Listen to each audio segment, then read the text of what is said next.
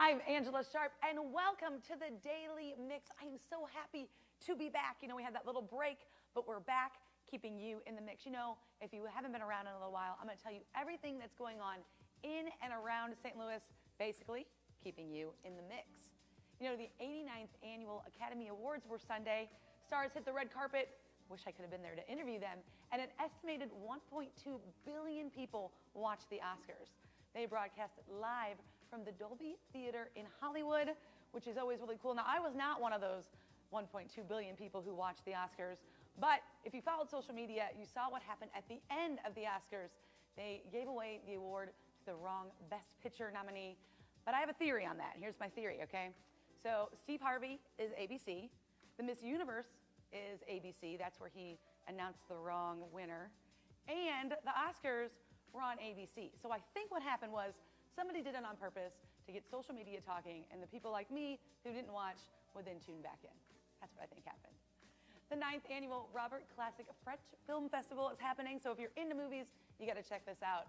This is co-presented by Cinema St. Louis and the Webster University Film Series. It returns this weekend. Now, these films span from the 1920s through the mid-1990s. The highlights include film restorations, the opportunity to see films screened from a 35mm prints, and a silent film with live music. That's the one that I want to see. Now, all films are in French with English subtitles and feature introductions and discussions by the film scholars and critics. That festival runs March 10th through 12th, 17th through 19th, and 24th through the 26th. For a full lineup, go to cinemastlouis.org. Now, I'm really excited about today's guest. Today's guest is Brad Lee. Now, if you know Brad Lee, if you know my other job, I also work for the St. Louis Blues. Well, Brad Lee does that paper outside of Blues games, and now he's got a radio show for all us hockey fans.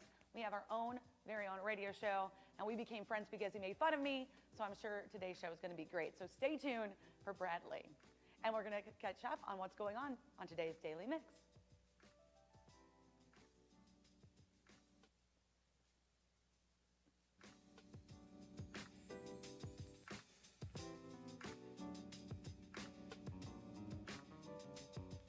Says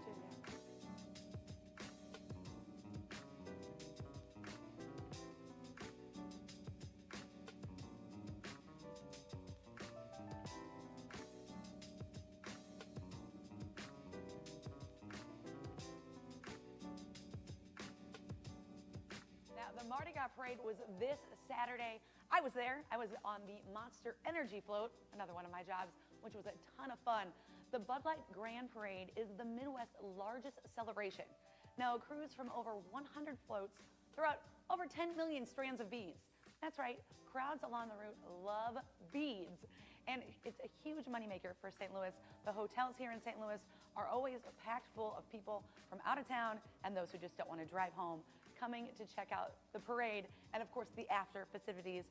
And if you're like me and don't drink, going down to Mardi Gras and just people watching can be a ton of fun. Now, the celebrations took place all over town. In fact, the NFL Ballers and Mardi Gras Beads, the Ronnie Wingo and Robert Thomas Birthday Bash, drew partygoers to HG and Rustic Goat on Saturday night. They had NFL players like Jeremy Maclin from the Chiefs, Sheldon Richardson from the Jets, Marcus Golden from the Cardinals, Walter Powers from the Bills, Jay Wright from the Vikings, Kyle Davis from the Chiefs, Coney Ely from the Panthers, David Bass from the Titans, Comey Hamilton from the Steelers. I'm not done yet. And also Terrell Sinkfield from the CFL. So that is a lot of people hanging out, a lot of football players hanging out, which is really cool. Now, more than Mardi Gras this weekend, the city, with help of the contractor expert House Movers, moved a home. They moved it nearly a mile from North Market Street to St. Louis Avenue on Sunday. This all happened on Sunday. And of course, our cameras were there. The move is part of the city's work to make way for the future NGA West headquarters, which will be built on a 97-acre site on the city's near north side. It is really cool. There's some video footage right there for you. Also, a weekend of giving. Now, that's what's happening right now with the Girl Scouts of Eastern Missouri. They celebrated National Girl Scout Cookie Weekend. That's this weekend. So hold on. Everybody stop right there. If you bought your cookies, they're coming to you soon, which is pretty awesome. Now, what they did is some acts of cookie kindness. They hosted a milk and cookies party at the USO of Missouri at Lambert and handed out cookies and milk to service members, which is terribly adorable. They also made hundreds of cards and cookie care packages to deliver them to families of children staying at Cardinal Glennon, Shriners Hospital, and St. Louis Children's Hospital.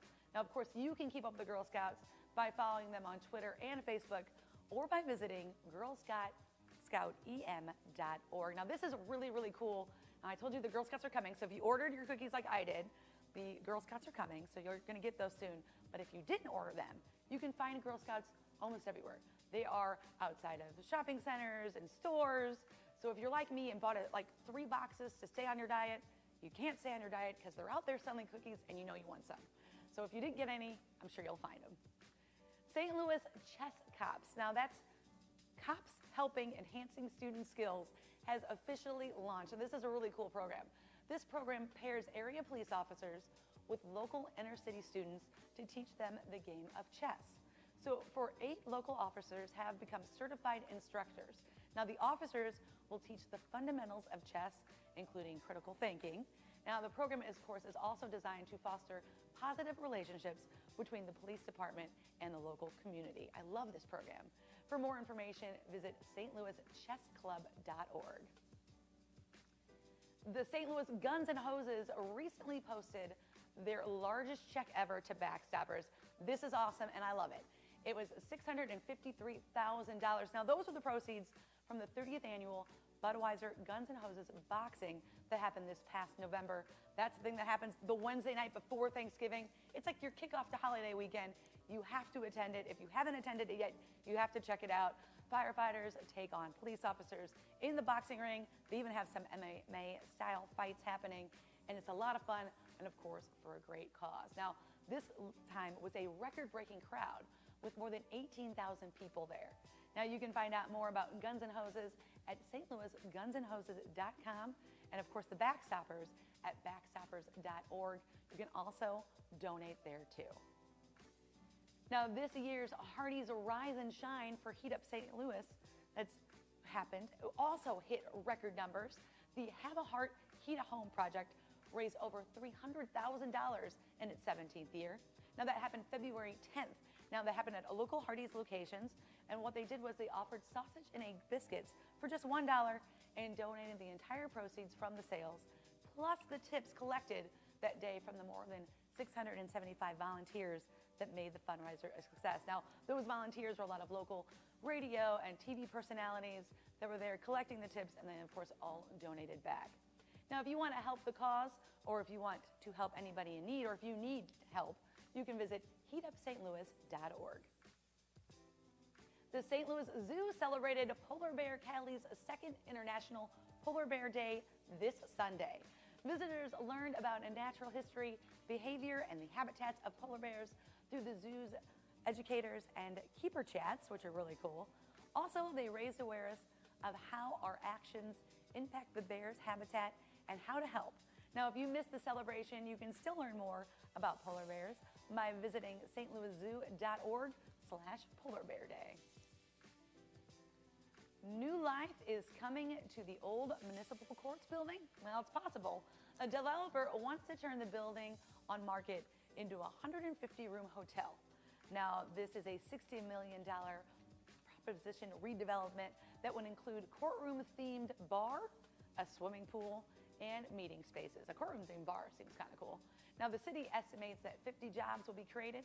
The city's TFI Commission plans to hold a public hearing for the project on April 12th, and you know we will keep you posted on what's going on. Kong Skull Island opens this weekend. That's that movie with Samuel L. Jackson, Brie Larson, and John Goodman, plus Taylor Swift's ex. He's also in that film. It goes the untold story about how Kong became king. Now let's take a look at when the expedition first encounters Kong. Respond, Fox 3!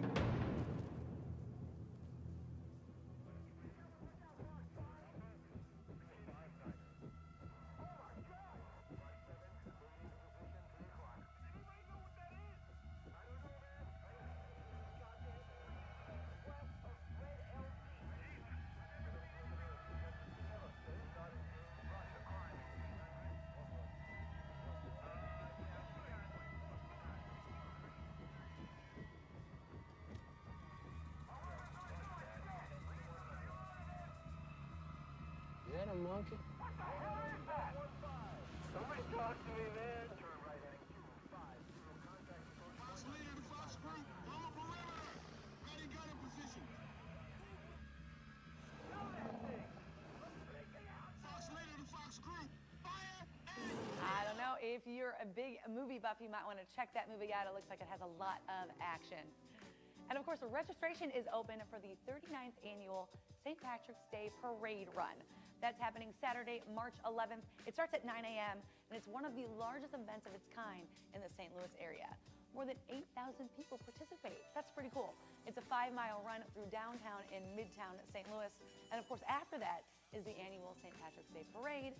That will happen at noon downtown. For more information on that, visit stpatsrun.com. Also on March 11th is Jagged Edge coming to the pageant. The group hit the mainstream in 1997 with The Way That You Talk, followed by I Gotta Be. And of course, other favorites include He Can't Love You, Promise, and of course, their hit single, Let's Get Married. They'll take the stage at 8 p.m. For more information, visit thepageant.com. All right, it's the time of the show where I get really, really excited because we introduce my guest, Brad Lee from St. Louis Game Time and the radio program. Come on, Bradley. All right, I'm so excited about this. So, I'm so happy you could come. Now, you have the Game Time paper, which is awesome. And that's happening. I don't know what's going on over here. But you also now have a radio program. So first, let's talk about the paper. Sure. You weren't the originator of this paper. No. When the building opened, when Kiel Center opened in January of 1995, there was a crazy guy from South City who goes by the name Jeffio, and he had seen a fan-run paper outside a game in Chicago. He said, I could probably do it better than those guys. And so for 10 years, he ran Game Night Review. There was a season-long lockout. He decided he had better things to do at this time. So it was picked up, and the name was changed to Game Time by a guy named Gallagher. Gallagher did it for 7 years. There was another lockout. Shocking. And so when they came back in January of 2013, I took over as publisher of the paper. I love it. And the reason we became friends is because you guys make fun of me in the paper. And Maybe. So my name has 2 L's in it, and you guys like to put like 4 or 5. Yeah. 4 or 5 L's in there, and then some other things. And most of the jokes were kind of funny, couple cross the line, but that's why I started reading the paper. The paper actually has a lot of good actual hockey knowledge for Blues fans, and it has a lot of fun in it too. Absolutely. So we have usually for most games we have 24 pages. We have analysis, stats. It's as a program really. So the middle of the book you can open up and there's all the stats and rosters. You can see which player is on the ice with what number, and all their stats. And then we have their salary. So you can see that a guy, he only has 4 goals on the season and he's making $5 million. You can make kind of a snap judgment. We also have a word find and a cartoon and you name it, 24 Top pages. 10 list. Yeah, top 11. Oh, top 11. Anybody could do a top 10 list. It's top 11. It's top 11 if you're at Game Time. And then there's also a lot of, I'm going to call it hockey speak in that. Oh, sure. So there's a lot of, in the paper, there's a lot of language that us hockey fans utilize at the game that maybe is not suitable for television or radio. We have a caution at the bottom of page 2 that says, we might use less than gentle language, but you're at a hockey game, so get over it. Right, you got to get over it. But now you've taken on something where you can't get over it. You've taken on a radio program. I need to know more about this. So Game Time AM is what it's called. We're the early morning program on 590 The Fan KFNS here in St. Louis. 5 to 7. We're on Monday through Thursday right now, probably switching to Friday sometime in the near future. So far, we're only the second weekend, but we've talked almost exclusively about hockey 2 hours a day, every day. We did have one segment about the Cardinals because the Blues didn't play any games last week. Right, So we had that bye week. Yeah, we had to kind of mix it up a little bit and get some Cardinal talk in there, but we had 2 straight hours this morning of all just hockey talk leading up to the trade deadline on Wednesday. And that's kind of rare, especially in St. Louis with sports talk radio, even papers, even the news. They kind of highlight the spring trading is happening and maybe kind of push the Blues aside. But you guys are really focused on the Blues and hockey in general. We understand it's a baseball town and people get excited for guys playing catch in Florida. That's fine, but there's still the segment of Blues fans who want to talk about the Blues, want to know more about the Blues. And really that's kind of how Game Night Review and Game Time got started, in that Blues fans were kind of underserved, and we felt like we wanted to have a voice and that the fans can talk to each other and really explore the blues in depth. And that's kind of an extension with the radio program now, where we're just using another medium, basically. Kind of checked it out. And you're not using your hockey paper language on the radio? The FCC would not like that. They at would all. not like that. So No. this is a little bit more family friendly. Oh, absolutely. So you can, if you're driving your child somewhere early in the morning, you can kind of tune in and get all your hockey knowledge. We're cognizant that we have no idea who's listening or where. I know my brother who lives in Kansas City is taking his kids to school at that time, and they're listening to Uncle Brad on the radio, streaming over his phone. And so I'm totally aware of that situation, yeah. Yeah, so that way you kind of keep people kind of in the mix there that maybe wouldn't let their, child who can read the paper. Yeah. Now you've got a couple kids. A couple of them can read, I assume. Yes. So the two of them, right? I'm not the 4-year-old. Yeah, we've got 3 kids, 11, 7, and 4. So do you let your children read your paper? That's a funny question. So we've got some photos that we've taken of them hanging out at hockey games looking at the paper. Now the 7-year-old probably couldn't read at the time. The 11-year-old definitely could. At first, when she learned to read, we told her what pages she could read. Okay. We said, read 4, 7, 11, 20 or something like that. She can read most of the paper now. She's pretty mature for 11-year-old. So now she's got it. Yeah. Now we got a lot of stuff coming up. So this is probably the week that we really want to tune into the radio and buy the paper outside the game tomorrow night at the Blues game. We've got a lot of stuff. We've got the trade deadline happening. What do you think is going to happen with Kevin? I think Kevin Shattenkirk definitely is going to be traded. I think it's a weird situation in that they probably could have gotten more if they had made a trade at the draft in June. And he doesn't have a no-trade clause, but he kind of does because Right. any team that wants to give up a lot to trade for him wants to sign him ahead of time. And over the weekend, it came out that he had turned down a contract extension with, I believe, Tampa. 7 years, $6 million a year. He said no to that. So it might be that he really wants to go home. He's from New York. Yeah, that's what I think. He might want to play in New York. He went to school at Boston University. He might want to play for the Bruins. Maybe even Buffalo would be close enough. So it'll be interesting to see how he kind of dictates that, if he does agree to some sort of contract extension, or if he just says, look, I want to be a free agent come July 1st no matter what. And can we really blame him? I mean, No. as fans, I know some of the fans are getting really mad at him for not accepting that because as Blues fans, we want the most back for that. But can we really blame him for utilizing his skill and seeing what he can get? Facebook was really grumpy over the weekend when fans found out that he turned down the contract extension. And some people said, look, you're a St. Louis Blue. Why don't you do what's best for the team? He's 28 years old. This will be the biggest contract he signs his entire career, his entire life. And if he wants to test the waters to see what he can make and set himself and his family up for the rest of his life and maybe his kids too, then that's what he's going to do. And if you were offered another job and you wanted to negotiate a contract, more money, you'd want to do that too in your life. It's the same thing. I agree with that. And then Berglund, of course, got his extension. What do you think about that? I think the Blues are thin at center. So there's not a lot of centers that are ready, prospects in the AHL or even in minors or the juniors that have been drafted. They need him as probably their third-line center going forward. He's 28 years old. It is a 5-year contract, which is a little long. It'll take till he's 33. But the number, he only got like a $100,000 a year raise. So it's not a huge amount of money. He's still making less than $4 million a year. The thing I think that's interesting about the contract is if he stays healthy over the life of the contract and stays here the entire time, at the end of the contract, he will have played more Blues games than any other Blue in team history. And I think that blows people away. The guy who's played the most games for the Blues won't be Bernie Federico, it won't be Brian Sutter, it won't be Brett Hull. It'll be Patrick Berglund. Right, the people that, we kind of grew up watching and really identify with the franchise. Identify with the whole franchise, but it could be Berg. So that's a kind of an interesting way to look at that. Now, how can someone find you? Now, I know you guys are selling outside the Scott Trade Center, but how can they find you? Like, if I'm walking into the Scott Trade Center, where is this paper located? So we have 3 vendors. We have one, there's the Kiel Center Garage. They still call it Kiel Center, even though it's Scott Trade Center. There's a driveway there. We have Jeff, who works that corner most of the year. Then in front of the 14th Street doors. That corner, sorry. Keep going. he does. Then we have Amy, who's outside the 14th Street doors. And then our head vendor, Rich, who we call Santa because in November, December, he is actually a mall Santa. Oh, right on. Yeah, he looks the part year-round, too. He's at the northeast corner of 14th and Clark, just right outside the City Hall parking lot. And you can buy the paper right there. And, of course, I know you've got a way that some people can subscribe online, which is how I check out the paper. But then we also have this radio program. Now, you're on Monday through Thursday. Just tune in. 5 to 7 a.m. We're live on 590 AM, or you can stream at InsideSTL.com. And then all of the audio segments, if you're not an early riser, That's me. and you want to catch the segments later, they're up almost immediately on InsideSTL.com. Oh, awesome. And we can check them out that way. Because I got to tell you, between 5 and 7, I am asleep. Or still up from the night before. It all really depends. I used to be too until last week, so yeah. Oh, okay. So now, yeah. What time is this alarm going off for you? 4:10 in the morning. And you're able to still formulate your words there at 5 a.m.? As long as I have a couple of caffeinated sodas. I am not a coffee drinker ever. I used to be a newspaper reporter. I'm one of the few people ever in the newsroom that didn't have a cup of coffee. My drink of choice these days is Cherry Coke Zero. There you go. That's what keeps him going. So you definitely need to check out the Game Time paper, Outside Blues games.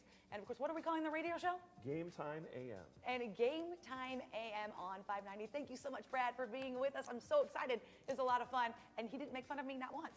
You can check us out, STL TV, on Facebook, YouTube, Twitter, and Instagram. And drop us a line here at the Daily Mix at stltv.net. Of course, we want to hear from you. Something cool? Tell me about it. Maybe we'll have you on the show.